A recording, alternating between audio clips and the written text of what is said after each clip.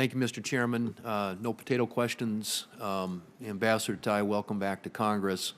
As you know, the United Kingdom is one of our nation's largest trading partners and closest allies. The UK is America's 5th largest export market and our largest services trading partner in the world. The U.S. and UK are also each other's largest foreign investors. And while our two countries have a substantial foundation in trade and investment, it's clear there is room to strengthen those ties and deepen the special relationship, in particular with a comprehensive free trade agreement.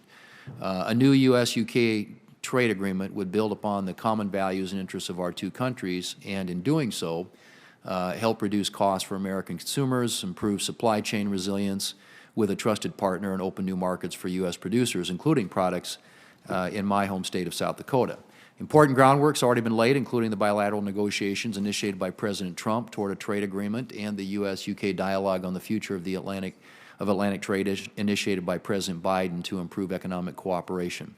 There's also bipartisan support for this effort, as Senator Coons and I recently introduced a bill to kickstart trade negotiations with the UK.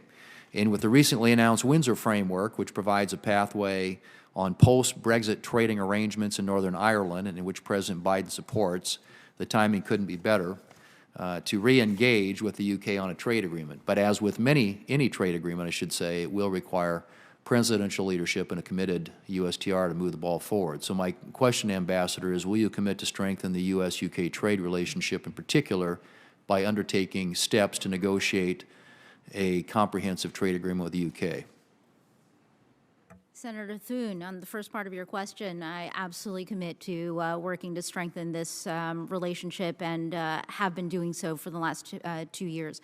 On the second part of your question, with respect to a free trade agreement negotiation, let me just say I remain open-minded. I'll reinforce what I've said earlier, which is we look at each one of our trade relationships, and we look at the overall situation in the global economy, what our economy needs to make sure that what we do is tailored. You've mentioned a lot of developments in the UK. We are tracking all of them, and I had a conversation with my new counterpart, the Trade Secretary Badenoch, just last week. So I'm happy to continue to stay in touch with you as we build that relationship and continue those conversations. Good. So you are in conversations with them. We are in conversation. Appreciate that commitment. I strongly encourage USTR and the President to make a trade deal with the UK, one of our closest allies, a top priority. It's something that can and really just needs to be done.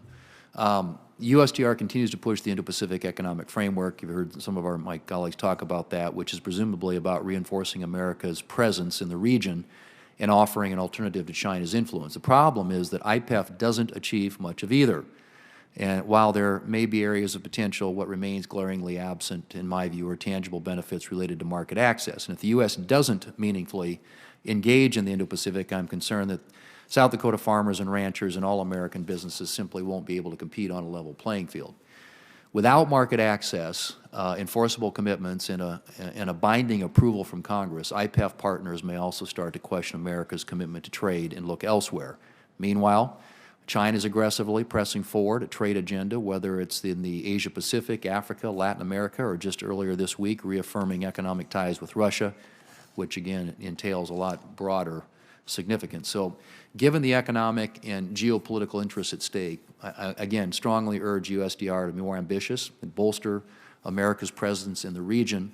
And I would ask, what is the administration doing to counter China's economic assertiveness and its apparent increasing alignment with Russia?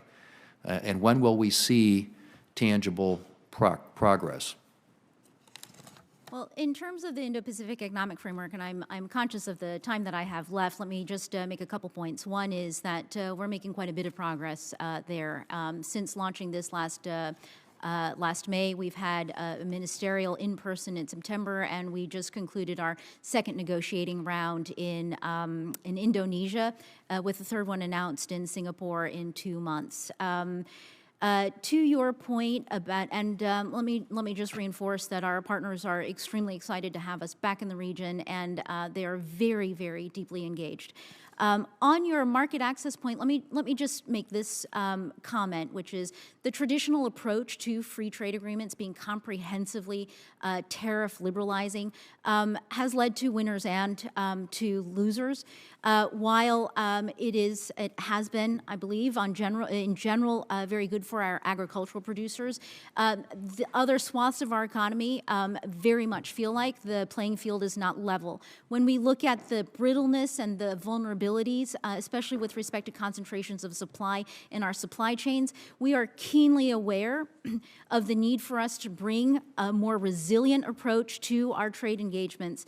And that is exactly what we're doing in this particular region. So I'm happy to continue this conversation with you, but want to let you know that we are not driven by an ideology about this. We are deeply practical about how we engage with our partners, how we make each other more resilient. That is a guiding principle for the IPEF, and it will continue. And it's got to be about results. And ultimately, to me at least, and when you look at the number of free trade agreements China has, particularly in the region, and how we're absent, we've got to get free trade agreements. And the best way to do that is get Trade Promotion Authority, which we've had this conversation before. I wish the administration would do something about. Thank you. I thank my colleague. Senator Lankford is next, and I hope my colleagues will then let Senator Warner go next.